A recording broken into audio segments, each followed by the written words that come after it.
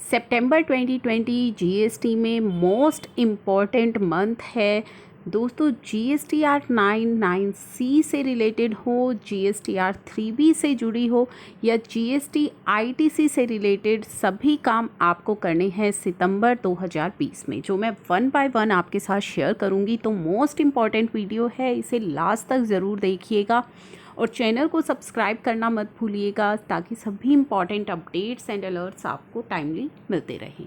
शुरुआत करेंगे GSTR 9 and 9C से। तो दोस्तों जीएसटीआर 9 एंड 9C की जो एक्सटेंडेड ड्यू डेट है फॉर द फाइनेंशियल ईयर 18-19 की, वो है 30 सितंबर 2020। तो जीएसटीआर 9 और 9C आपको फाइल करनी है। जीएसटीआर 9 किसके लिए मैंडेटरी है? अगर आपका टर्नओवर अप टू 2 करोड़ है तो आपके लिए ऑप्शनल है फाइनेंशियल ईयर 17-18 और 18-19 की जीएसटीआर 9।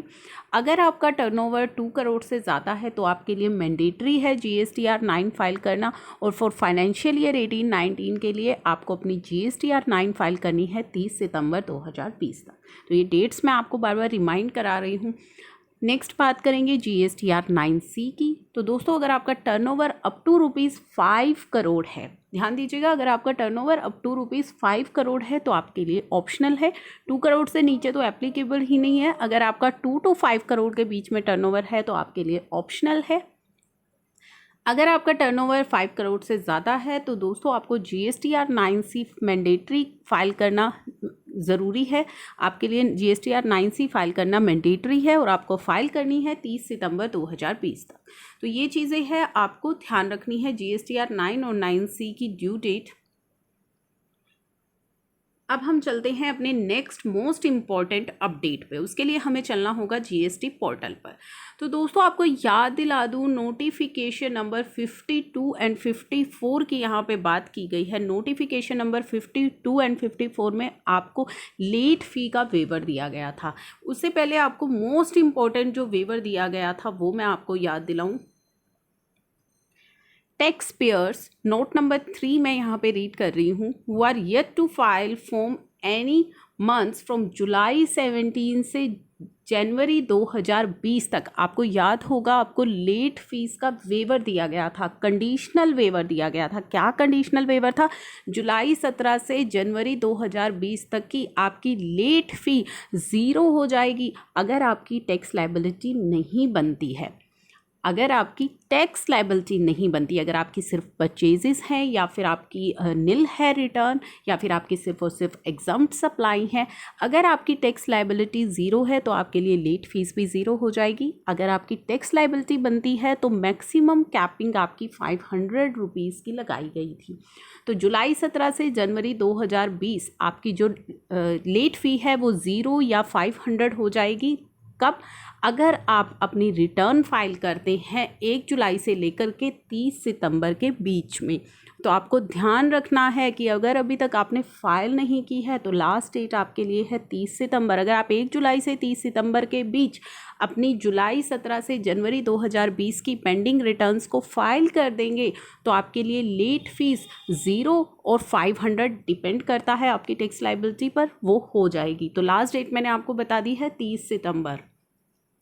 तो ये हमारी बात हुई जो हमारी पेंडिंग रिटर्न से जुलाई 17 से जनवरी 2020 तक की, ये तो हमने उनकी बात करी।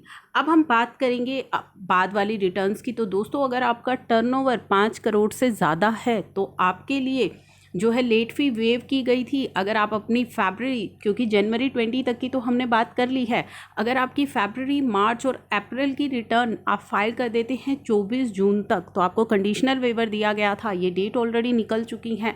फरवरी, मार्च, अप्रैल की बात की, अगर आपका टर्नओवर 5 करोड़ से ज़्यादा है तो मई से लेकर के, ये देखिए नोट नंबर 2 में लिखा गया है, मई से लेकर के अगर जुलाई तक की जो आपकी वो है रिटर्न्स हैं, जीएसटीआर 3B है, यहाँ पे लिखा गया है अगर आपका टर्नओवर मोर देन 5 करोड़ है and who fail to furnish 3B for the month of May, June, July की, अगर आप रिटर्न फर्निश कर देते हैं 30 सितंबर तक तो आपकी जो लेट फ़ी है वो 0 या 500 डिपेंड आपकी टैक्स लायबिलिटी पर। तो आपकी वेवर आपको दिया गया है 30 सितंबर तक का यहाँ पे आप देख पाएंगे अप्रैल तक का टाइम आपके लिए निकल चुका है, लेकिन मई, जून और जुलाई की अगर आप 3B फाइल कर देते हैं 30 सितंबर तक, तो आपकी लेट फ़ी पे मैक्सिमम कैपिंग लग जाएगी 500 रुपये पर रिटर्न की, अगर आपकी टैक्स लायबिलिटी बनती है। और अगर आपकी टैक्स लायबिलिटी नहीं बनती है तो फिर आपकी जो है लेट फ़ी ज़ीरो हो जाएगी। अब हम बात करेंगे उन टैक्स पेयर की जिनका टर्नओवर 5 करोड़ से कम है। तो दोस्तों, अगर आप ग्रुप ए स्टेट्स में आपने रजिस्ट्रेशन लिया हुआ है तो फरवरी के लिए 30 जून तक आपको वेवर दिया गया था लेट फीस का, मार्च के लिए 3 जुलाई तक, अप्रैल के लिए 6 जुलाई तक, लेकिन मई की अगर 3B आप 12 सितंबर तक फाइल कर लेते हैं तो लेट फ़ी आपको पे एप्लीकेबल नहीं होगी। 13 सितंबर से लेट फीस एप्लीकेबल होनी स्टार्ट हो जाएगी। जून के लिए आपको करनी है 3B फाइल 23 सितंबर तक, तो 23 सितंबर तक अगर आप 3B फाइल कर देते हैं तो कोई लेट फीस नहीं है। उसके बाद 24 सितंबर से लेट फीस एप्लीकेबल हो जाएगी। जुलाई के लिए 27 सितंबर और अगस्त के लिए 1 अक्टूबर का टाइम आपको दिया गया है। तो ये डेट्स जो है मेनली मई, जून और जुलाई के लिए आपकी सितंबर महीने में फॉल कर रही हैं, वो आपको ध्यान रखना है। अगर आप ग्रुप बी स्टेट में हैं तो फरवरी के लिए 30 जून, मार्च के लिए 5 जुलाई, अप्रैल के लिए 9 जुलाई जो कि निकल चुकी है। अब बात करेंगे मई की 3B आपको फाइल करनी है 15 सितंबर तक। अगर आप अपनी मई मंथ की 3B फाइल कर देते हैं तो लेट फीस आप पर एप्लीकेबल नहीं होगी। 16 सितंबर से लेट फीस एप्लीकेबल हो जाएगी। जून के लिए 25 सितंबर, जुलाई के लिए 29 सितंबर और अगस्त के लिए 3 अक्टूबर तक का टाइम आपको दिया गया है। दोस्तों, ये लेट फीस की मैं बात कर रही हूँ, जो लेट फ़ी का पेपर आपको दिया गया है। अभी इंटरेस्ट का हम आगे देखेंगे, अभी सिर्फ हमने लेट फीस की बात की है।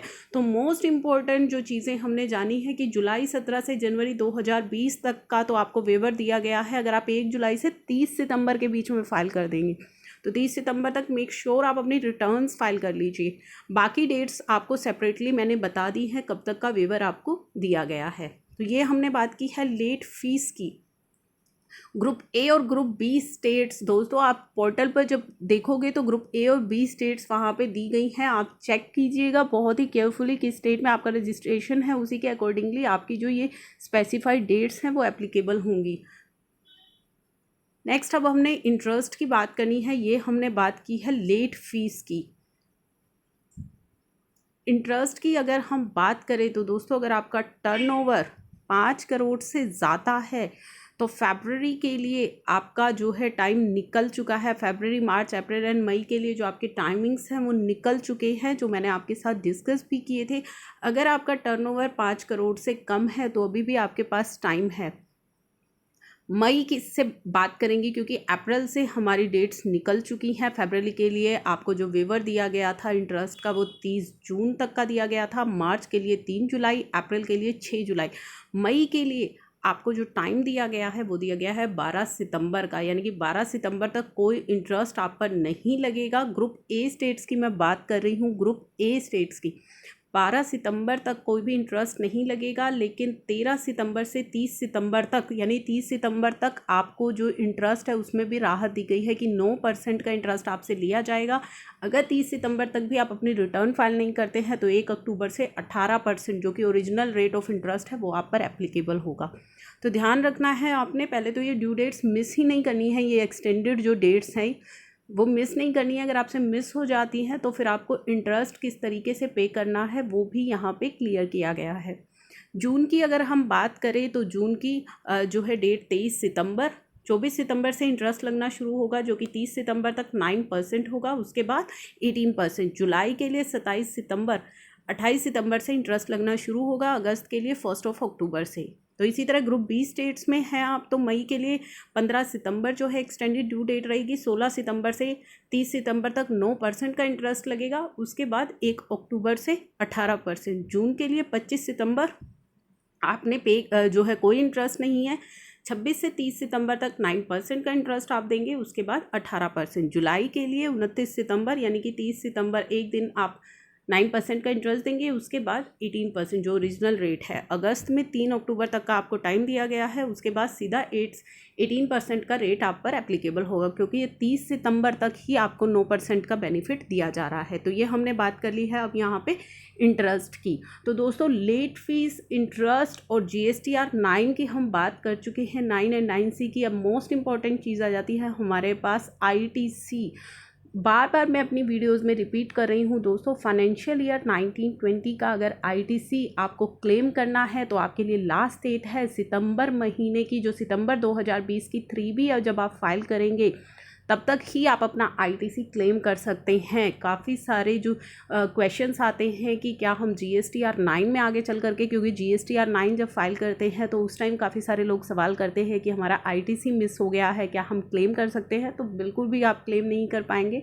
आपके लिए जो लास्ट डेट है वो क्या रहेगी, सितंबर 2020 की GSTR 3B की ड्यू डेट, यानी कि 20 अक्टूबर तक ही आप अपना ITC क्लेम कर पाएंगे फाइनेंशियल ईयर 1920 का। तो सितंबर 2020 की जब आप रिटर्न फाइल करेंगे तो आपको अपनी GSTR 2A की प्रॉपर रिकन्सिलेशन करनी है। तो रिकन्सिलेशन आपको अभी से स्टार्ट कर देनी है। फाइनेंशियल ईयर 1920 चेक करना है कि कौन सा ITC आपका मिस हो गया है, ताकि आप उसको लास्ट डेट से पहले क्लेम कर पाएँ। नेक्स्ट इंपॉर्टेंट जो मैं बार बार रिपीट कर रही हूँ, रूल 36 सब रूल 4 जो 10% ITC वाला रूल है, वहाँ भी आपको एक रिलीफ दिया गया था कि फरवरी से लेकर अगस्त तक आपको वो रूल फॉलो नहीं करना है। लेकिन जब आप अपनी सितंबर महीने की 3B फाइल करेंगे तो आपको क्यूमुलेटिवली फरवरी से लेकर सितंबर तक उस रूल को फॉलो करना होगा। यानी कि अगर अभी तक आप अपना 100% ITC क्लेम करते जा रहे हैं तो कोई दिक्कत नहीं है, लेकिन जब आप अपनी सितंबर की 3B फाइल करेंगे तो फरवरी से लेकर के सितंबर तक जितने इन्वॉइसेस आपकी 2A में रिफ्लेक्ट हो रहे होंगे, केवल और केवल उन्हीं का ITC आपको मिलेगा। अगर आपने ज़्यादा क्लेम कर रखा है तो वो ITC आपको रिवर्स करना पड़ जाएगा। इसलिए आपको करना क्या है, आपको अपनी 2A की रिकन्सिलेशन स्टार्ट करनी है फरवरी से लेकर सितंबर 2020 तक की, अगस्त 2020 तक की। तो 100% अगर आपने ITC क्लेम कर लिया है तो रिकन्साइल कीजिए। कौन से इन्वॉइसेस हैं जो रिफ्लेक्ट नहीं हो रहे हैं, अपने सप्लायर से बात कीजिए ताकि वो इन्वॉइसेस जो है अपलोड करे, वरना आगे चल करके आपको उसे रिवर्स करना होगा। तो ये इंपॉर्टेंट चीज़ें हैं जो आपको सितंबर में करनी है, मोस्ट इंपॉर्टेंट चीज़ें हैं। चलिए अब इस इंपॉर्टेंट इन्फॉर्मेशन के साथ मैं इस वीडियो को यहीं पे क्लोज कर रही हूँ। Thank you for watching.